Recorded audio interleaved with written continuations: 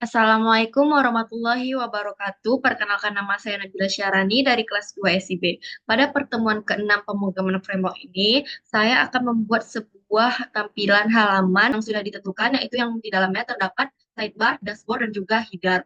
Langsung saja kita masuk ke Visual Studio Code-nya. Yang pertama itu kita akan membuat sebuah folder, yang dimana folder tersebut bernama pertemuan 5. Di dalam folder ini terdapat beberapa folder lagi, yaitu ada folder aset, folder components, folder layouts, dan juga folder page. Di dalam folder assets ini terdapat file Tailwind CSS yang digunakan untuk mengatur CSS-nya. Kemudian di dalam folder components terdapat components yang dipisah, yaitu components-nya ada file page header dan juga sidebar menu JSX. Di dalam folder layouts terdapat komponen yang membentuk struktur utama tampilan web seperti header dan juga sidebar, footer, dan navbar. Lalu di dalam folder page berisi file yang mempresentasikan setiap halaman dalam aplikasi, yaitu ada dashboard JSX. Dari desain yang sudah disediakan, ada dua font yang akan digunakan, yaitu adalah Opins dan juga Barlow. Nah, di sini kita akan mendownload terlebih dahulu fontnya.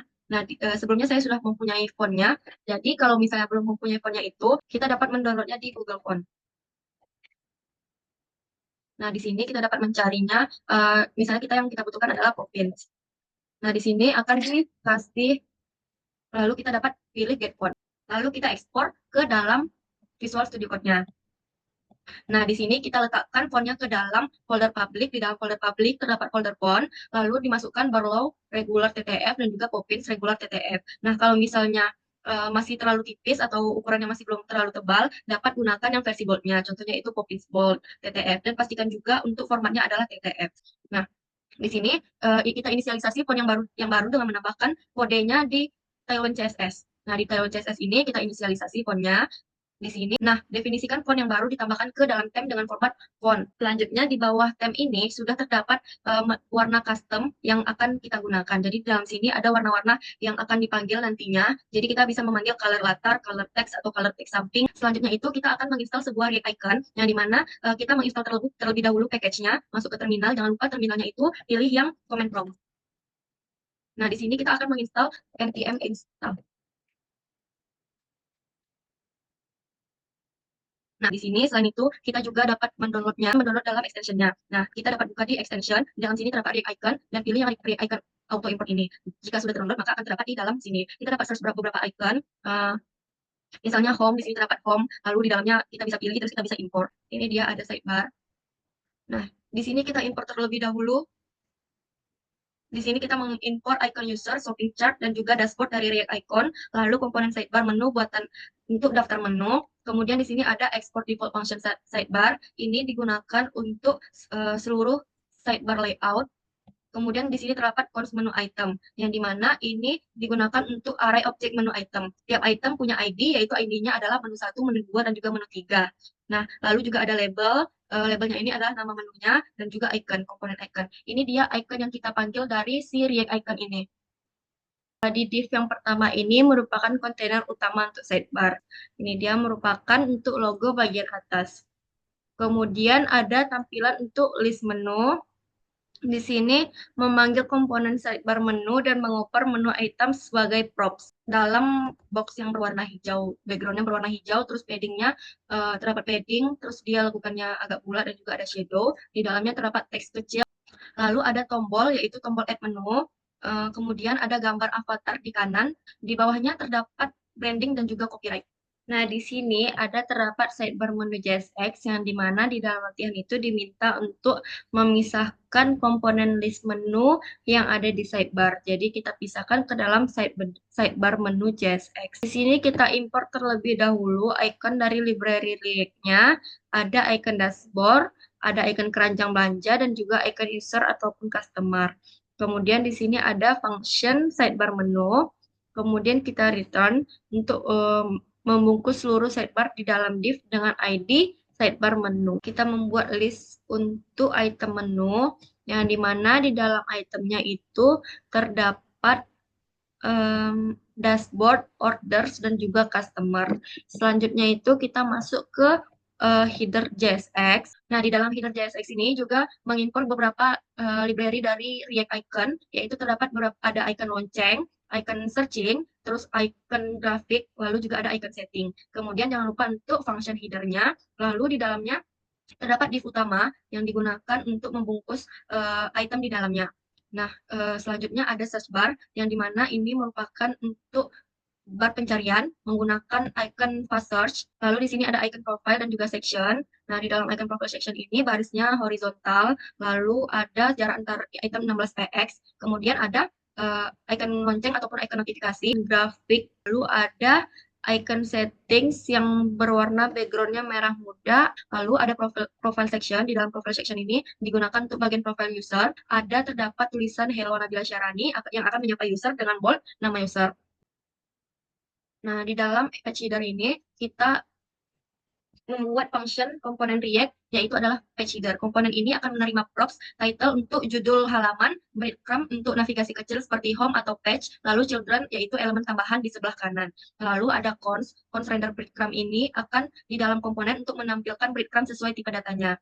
If ini adalah kalau breadcrumb bertipe string, tampilkan dalam elemen span berwarna abu-abu. Lalu ada if kedua, ini kalau breadcrumb adalah array, berarti akan menampilkan breadcrumb banyak item. Kemudian return, kalau breadcrumb tersebut array, looping semua item dengan map. Lalu kalau indeksnya besar dari 0, berarti bukan item pertama. Tampilkan tanda slice di antara item. Lalu setiap item akan dibungkus dengan span, lalu space x2 akan memberi jarak antar item breadcrumb. Lalu ada return null, kalau breadcrumb bukan string ataupun array, misalnya undefined atau tidak terdeteksi, tidak tampilkan apa-apa. Lalu ini bagian return utamanya. Di bawah judul, tampilkan breadcrumb yang sudah dirender, lalu sebelah kanan children, itu untuk tombol icon atau apapun yang dikirim dari luar komponen. Selanjutnya itu kita masuk ke dashboard DJSX. Di sini kita akan mengimpor icon dari React Icon seperti shopping chart, track, ban, dollar sign, dan juga plus. Dan lalu ada page header untuk mengimpor komponen page header yang tadi ini untuk header bagian atas dashboard. Kemudian ada tombol aksi, di dalam sini ada cons action btn, yang dimana sebuah tombol dengan icon plus, yaitu ikonnya adalah va plus. Di dalamnya tombol ini akan memiliki warna hijau, background hijau, teks putih, padding, dan sudut yang membulat. Ini merupakan bagian utama dashboard. Dashboard container adalah kontainer utama untuk menampilkan komponen dashboard, lalu page header menampilkan header di atas dengan title-nya yaitu adalah dashboard, breadcrumb-nya yaitu home dan juga dashboard, kemudian menunjukkan jalur navigasi. Jadi nanti tampilannya akan, misalnya dia di dalam home, lalu di dalam home terdapat dashboard. Kemudian ada right komponen, yaitu tombol action-nya adalah action button. Kemudian terdapat grid dashboard. Nah, dashboard grid ini akan menampilkan statistik orders, delivered, cancel, ataupun revenue. Lalu di sini ada order stats ataupun pesanan. Dia akan menampilkan total pesanan. Ada delivered, ini akan menampilkan total pesanan yang terkirim. Terdapat ikonnya, yaitu adalah icon food truck dengan background biru. Kemudian menampilkan angka 7 dan deskripsi total delivered. Lalu ada cancel status. Nah, di dalam cancel status ini adalah menampilkan total pesanan yang dibatalkan dengan icon Faban. Nah, di dalam ini ikonnya berwarna merah dan icon larangan. Statistiknya akan menampilkan angka total pesanan yang dibatalkan, yaitu di sini saya buat 0. Lalu deskripsinya itu total cancel. Lalu ada revenue status. Di dalam revenue status ini menampilkan total pendapatan, ikonnya background kuning, dan icon dolar, yaitu adalah $, statistiknya menampilkan angka total pendapatan, yaitu $7 billion, dan deskripsinya yaitu total revenue. Nah, kita dapat memanggil semua komponen ini di dalam main.jsx. Nah, di sini kita akan impor beberapa komponen, yaitu ada home untuk mengimpor icon rumah, lalu ada create route. Create route ini akan digunakan untuk merender aplikasi React ke dalam DOM. Ada beberapa komponen, yaitu kita akan mengimpor komponen seperti dashboard, sidebar, header, dan juga page header. Lalu kita mengimpor file konfigurasi dari Tailwind CSS-nya untuk styling. Nah, di sini kita akan memanggil create route ini. Create route ini akan membuat root React di dalam elemen HTML dengan ID-nya yaitu adalah root. App container ini akan membungkus div utama dengan styling, yaitu ada backgroundnya warna abu-abu, kemudian minimal tingginya yaitu layar ataupun full height dengan menetapkan layout flexbox untuk elemen-elemen di dalamnya. Kemudian di sini ada layout wrapper yang digunakan dengan flexbox dengan arah baris ataupun flex row yang menampung sidebar di sebelah kiri dan konten utama di sebelah kanan. Lalu di sini ada sidebar, merupakan komponen sidebar yang mengatur navigasi di sisi kiri. Lalu ada main content.